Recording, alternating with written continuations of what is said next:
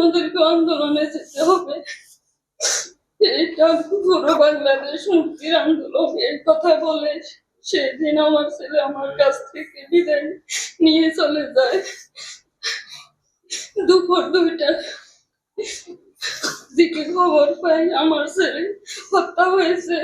আমার ছেলে কখনো এই স্বৈরাচার সরকার নামও শুনতে পারতো না।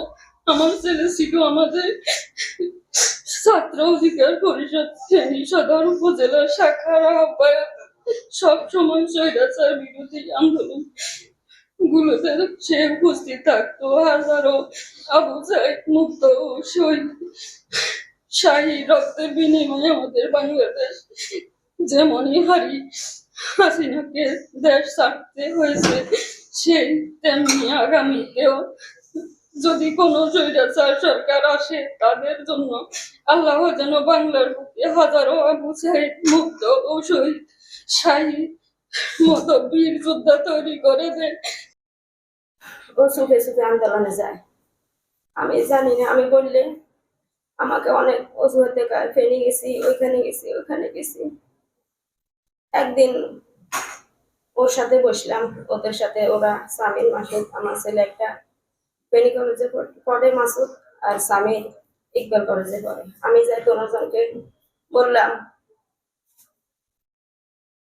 বুঝাইলাম অনেকক্ষণ পর্যন্ত। ও মাসুদ আমাকে বলে, আম্মু দেখো, আমরা যদি ওই আন্দোলনে যদি না যাই, আমাদের সবাইকে তো মেরে ফেলতেছে। সবাই যদি এগিয়ে যায়, সবাই যদি ঐক্য হয়ে যায়, তাহলে দেশে একটা কিছু হবে। আমার বোন এই শহীদ শ্রাবণের আম্মু মাত্র 1.5 বছর পাইছে ওর বাবারে, মানে আমার বাবারে। ওর জীবনে মাত্র 1.5 বছর ওর বাবারে পাইছে। এরপরে ও আবার ওর ছেলেটা চলে যাওয়ার পরে ও আবার এতিম হয়ে গেল। আমি সম্ভবত 5-6 বছর পাইছি আমি আমার জীবনে আমার বাবারে। তো এই যে এই জন্য আমি আমার ভাগিনাদেরকে আমি আব্বু ডাকি। আমার বাবার আব্বু ডাকতাম, আমার ভাগিনাদেরকে আব্বু ডাকি। আমি আব্বু বলে বলি, হাত বুলে বুলে নিষেধ করলাম যে বাবা, তুমি আমার বড় বোনের 3টা ছেলে, কিন্তু ছোট বোনের তুমি মাত্র একটা ছেলে, তুমি আর যাইও না। তো এরপরে আমার ভাগিনা বলছিল ওই দিন যে, মামা জানো, হ্যাঁ, মানুষ নির্লজ্জ, এরা বিভিন্ন 2তলা 3তলা 4তলা 5তলা থেকে ভিডিও করে, ওরা গার্ডিয়ানরা রাস্তা নেমে আসে না। যদি ওনারা নেমে আসতো তাহলে আমাদের আন্দোলন আরো বেগবান হইতো।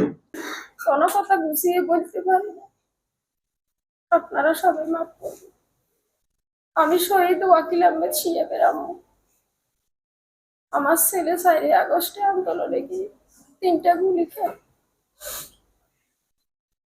আমার ছেলে খুব আদর্শবান, একদম নামাজ পড়তো। ওখানে আন্দোলনে গিয়ে যোগ দিয়ে নামাজ পড়ে আমি একটার পরে বলতেছি, কিরে আমার ছোট ছেলেরে সয়ান তোর ভাই কো এখনো তো আসতেছে না। ও বলতেছে, না ভাইয়া তো চলকে যায়নি না, 1 ঘন্টার উপর আমার ছেলে এখন থাকার কথা না। এরপরে আমার ভাগিনার কাছে ফোন আসে, আমার ভাগিনারে বলে, শিয়া গুলি গেছে, ওরা মুড়ি বলিস না। আমার ছেলে 3টা গুলি লাগে। তখন আমি শুনি আমার ছেলে গুলি খাইছে, ওকে সদরে নিয়ে যায়, ও জায়গাতে মারা যায়। আমি মা, আমি কিভাবে থাকি?